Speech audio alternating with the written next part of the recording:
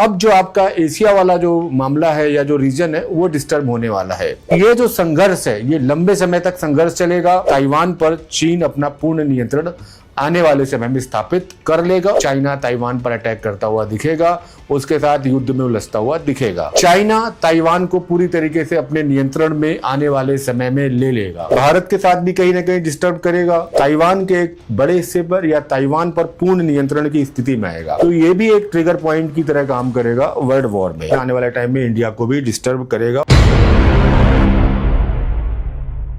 नमस्कार दोस्तों, आने वाले समय में चाइना और ताइवान का कॉन्फ्लिक्ट आपको बढ़ता हुआ दिखेगा या चाइना ताइवान को एक युद्ध की स्थिति का सामना करना पड़ेगा। यह युद्ध ठीक उसी तरीके से होगा जिस तरीके से रूस यूक्रेन के बीच में युद्ध शुरू हुआ था और जिस तरीके से यहां पर ईरान, इजराइल और यूएस वॉर चल रही है। तो अब जो आपका एशिया वाला जो मामला है या जो रीजन है वो डिस्टर्ब होने वाला है। अगस्त के बाद से जो कॉम्बिनेशन बन रहे हैं चाइना के चार्ट में, और हम ताइवान का भी एक चार्ट लेते हैं और दोनों को अगर हम कंपेयर करते हैं तो आने वाले समय में चाइना और ताइवान एक बड़े युद्ध में जाने वाले हैं। और ये जो संघर्ष है ये लंबे समय तक संघर्ष चलेगा। चाइना ताइवान को पूरी तरीके से अपने नियंत्रण में आने वाले समय में ले लेगा। आप इस प्रेडिक्शन को याद रखिएगा। ताइवान जिसको लेके हमेशा कॉन्फ्लिक्ट या दावा करता रहता है चाइना अपना, आने वाले समय में ये जो जियोपॉलिटिक्स बदल रही हैं, जो बॉर्डर्स चेंज होंगे देशों के, उसमें जो सबसे पहला जो मेजर शिफ्ट है ये चाइना और ताइवान का जो बॉर्डर है या जो ताइवान पर चाइना का प्रभाव है ये बढ़ता हुआ आपको दिखेगा। और ताइवान पर चीन अपना पूर्ण नियंत्रण आने वाले समय में स्थापित कर लेगा। और ये जो युद्ध की स्थितियों का निर्माण है ये लगभग अगस्त सितंबर के बाद से आपको चाइना ताइवान पर अटैक करता हुआ दिखेगा, उसके साथ युद्ध में उलझता हुआ दिखेगा। आज के इस वीडियो में हम पूरी ये चीज डिटेल में समझेंगे दोनों कंट्रीज के चार्ट के अकॉर्डिंग। चीन जिसका हम हमेशा चार्ट लेते हैं 1 अक्टूबर 1949 दोपहर का 3:15 पेकिंग यानी कि आधुनिक जगह जो बीजिंग है वहां पर। तो जो बेसिक चार्ट है यहाँ पर मकर लग्न का चार्ट है। लग्न लॉर्ड शनि अष्टम भाव में गए हैं और जो राशि है इनकी मकर है। लग्न भी मकर है, राशि भी इनकी मकर है। अष्टम में जो शनि गया है सूर्य की राशि में, तो बड़ी षड्यंत्रकारी स्थितियों का निर्माण चीन हमेशा करता रहता है पड़ोसी देशों के लिए। चंद्रमा जो कि सप्तमेश होके आपका लगन में गया है, तो जो आसपास के जो देश है, चाहे जो भी देश जो सीमा इसके साथ अपनी शेयर करते हैं, उन पर इसकी एक सामरिक दृष्टि की वजह से एक विस्तारवादी जो नीति है उसका एक प्रभाव चाइना करता रहता है। राहु इनका तीसरे भाव में बैठा है जो किसी भी प्रकार का जोखिम लेने में इनको पीछे नहीं हटाता। रिस्क लेते हैं, जबरदस्त तरीके से लेते हैं। लग्न को इनकी कुंडली में नीच का मंगल भी देख रहा है, तो किसी भी तरीके की क्रूरता या किसी भी तरीके की नेगेटिविटी जाने में जो चाइना है पीछे नहीं हटता। इस समय जो दशाओं का भी प्रभाव है इनके ऊपर, बुध की महादशा चल रही है जो कि 3 मई 2019 से शुरू हुई है और 2036 तक रहेगी। इस महादशा में एक मेजर चेंज हुआ है और ये चेंज हुआ है आपका जून 2026 में, जब बुध में चंद्रमा की अंतर्दशा आ गई है। जब बुध में चंद्रमा की अंतर्दशा आ गई है और ये कि नवंबर 2027 तक रहेगी। चंद्रमा की स्थिति को अगर हम देखें नवांश में भी और लग्न कुंडली में भी इसकी, तो ये कहीं ना कहीं पड़ोसी देशों के साथ कॉन्फ्लिक्ट वाली स्थिति में जाने वाला है। तो ये भारत के साथ भी कहीं ना कहीं डिस्टर्ब करेगा। बट ये जो सबसे बड़ा इंपैक्ट करने वाला है ये ताइवान पर अटैक करने वाला है चाइना, ये कंफर्म है और आप इसको आने वाले टाइम में देखेंगे।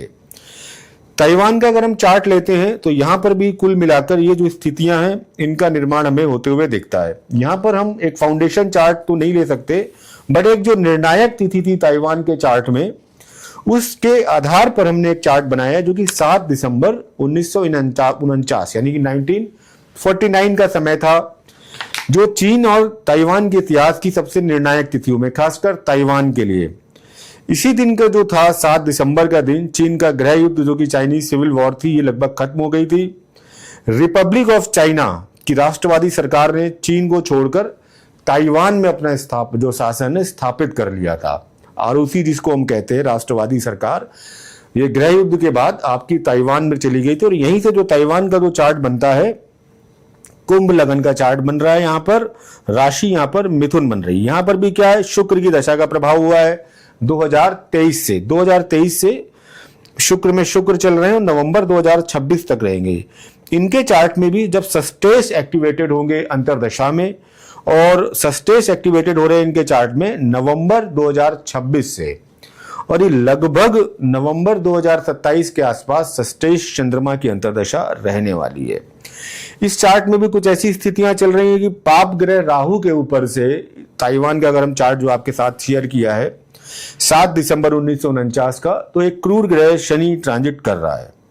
यहां पर आने वाले टाइम में जो ग्रहण भी पड़ने हैं वो छठे भाव के साथ लिंक हो रहे हैं, जो शत्रुओं को प्रभावी बना रहा है, और यहां पर अष्टक वर्ग या जो बाकी है लग्न की कमजोर स्थिति का निर्माण कर रहे हैं, और ये कमजोर स्थिति देश के एक बड़े पार्ट को विघटित होते हुए या चाइना के साथ मर्ज होते हुए आप देखेंगे।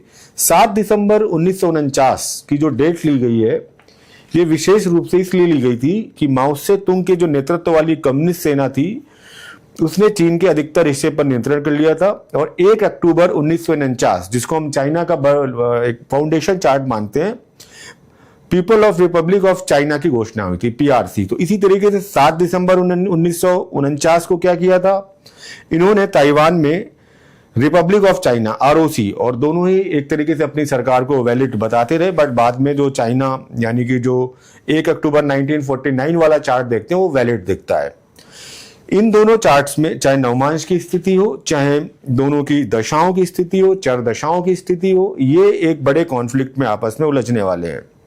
हालांकि प्रेडिक्शन उतनी पॉजिटिव नहीं है, और चाइना की जो विस्तारवादी नीति है उसी विस्तारवादी नीति का प्रभाव ये होगा कि वो ताइवान पर भी अटैक करेगा, ताइवान के एक बड़े हिस्से पर, या ताइवान पर पूर्ण नियंत्रण की स्थिति में आएगा। ये युद्ध थोड़ा सा लंबा चलेगा, रूस यूक्रेन की तरह कुछ वर्षों तक, जिसकी शुरुआत अभी हो जाएगी, लेकिन इस युद्ध की जो परिणति होगी या जो अंतिम परिणाम होगा वो ताइवान के लिए काफी दुखदायी होगा, ताइवान के लिए काफी कष्टकारी होने वाला है। और मुझे लगता है थर्ड वर्ल्ड वॉर के जो इम्पैक्ट होंगे उसमें डेफिनेटली ताइवान को कुछ कंट्रीज सपोर्ट कर सकती हैं, यूएस जैसी कंट्रीज। तो जब ये कॉन्फ्लिक्ट शुरू होगा, जब आपका एशिया रीजन डिस्टर्ब होगा, तो ये भी एक ट्रिगर पॉइंट की तरह काम करेगा वर्ल्ड वॉर में।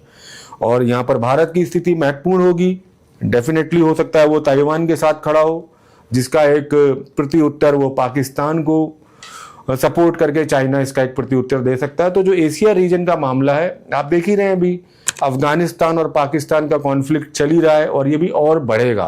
पाकिस्तान के अंदर ही जो कि मेष लग्न की कुंडली है वहां पर भी अभी आप देख रहे हैं, तो कहीं ना कहीं स्थितियां ठीक नहीं है, कि चाहे बलूच आर्मी का प्रभाव हो, चाहे पीओके में प्रदर्शन हो, कुछ अंतर्द्वंद में जो ये चल रहा है।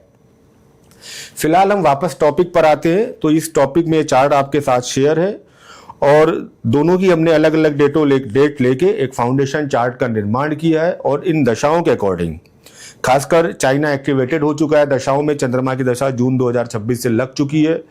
अब इसका जो प्रभाव है ये आपने सबसे पहले ताइवान पर करने वाला है, और कहीं ना कहीं फिर आने वाले टाइम में इंडिया को भी डिस्टर्ब करेगा, और एशिया क्षेत्र की जो शांति है ये भंग करने वाला है चीन, और ताइवान पर ये अपना अधिकार या नियंत्रण स्थापित कर लेगा अपने आने वाले कुछ युद्ध के वर्षों के संघर्ष के बाद। लेकिन ये दुखदायी स्थिति है, होना नहीं चाहिए, लेकिन जो चार्ट है ये आपके साथ शेयर किए गए हैं, और ये एक नेगेटिव प्रेडिक्शन ही है कि चीन ताइवान पर अपना जो आधिपत्य है दोबारा से स्थापित कर लेगा। नमस्कार, और इसी के साथ मैं इस वीडियो को आपको समाप्त करता हूँ।